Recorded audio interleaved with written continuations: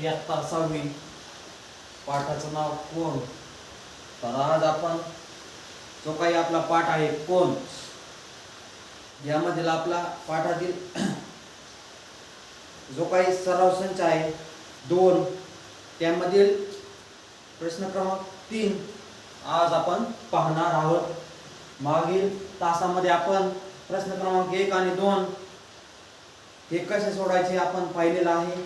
तर आज आपण आपल्या पाठाचा शेवट म्हणजेच प्रश्न क्रमांक 3 हा पाहणार आहोत. प्रश्न क्रमांक 3 सराव संच 2 मध्ये प्रश्न आहे खालील आकृत्या पहा. खालील आकृत्या पहा व कोणाचे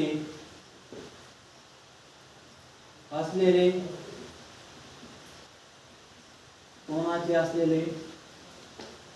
प्रकार लिहा. कोणाचे असलेले प्रकार लिहा असा आपल्याला विचारलेला हा काय आहे प्रश्न आहे. तर या प्रश्नापूर्वी या ज्या काही आकृत्या आपण पाहणार आहोत नंबर 1 त्यामध्ये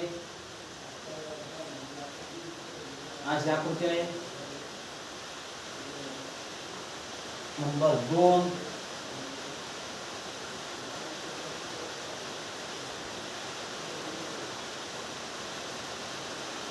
नंबर 3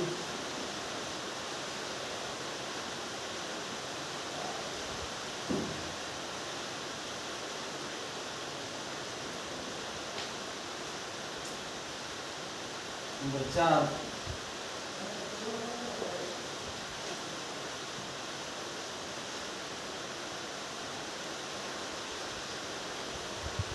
नंबर 5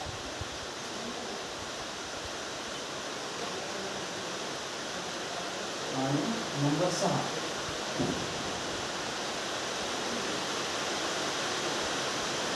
तर या काय आहेत या तुम्हाला दिलेल्या अशा आकृत्या आहेत.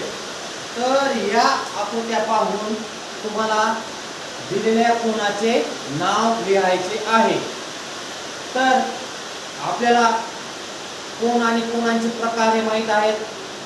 ज्या कोणाचे माप 0 अंश असतो त्याला काय म्हणतात शून्य कोण म्हणतात. म्हणजे कोणता शून्य कोण हा आहे. हा कोणता कोण आहे शून्य कोण. ज्या कोणाचे माप 90 अंशापेक्षा कमी आणि 0 अंशापेक्षा जास्त असतं त्याला काय म्हणतात लघु कोण म्हणतात. म्हणजे हा कोण आहे याचे माप काय आहे 0 पेक्षा जास्त आहे पण हे जे काही 90 आहे या 90 पेक्षा काय आहे कमी आहे म्हणून हा कोणता कोण आहे हा आहे लघु कोण. लघु कोण. ज्या कोणाचे माप एक्झॅक्टली 90 अंश असलं एक्झॅक्टली तर तिथं असंच हे जे काही सिंबल आहे चौकोनी ते तिथं असतं याला काय म्हणतात काटकोन. याला काय म्हणतात काटकोन. आणि 180 अंशापेक्षा जास्त आणि 360 अंशापेक्षा कमी म्हणजे हा जो काही अँगल आहे याला काय म्हणतात प्रविशाल कोन.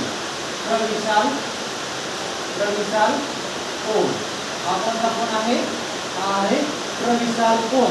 ज्या कोणाचे माप 180 अंश असतं हा किती 180 या 2 काटकोनी म्हणजे तुम्हाला 180 त्या कोणाचे माप 180 अंश असते त्याला कोणता कोण म्हणतात त्याला म्हणतात सरळ कोन. कोणता कोण म्हणतात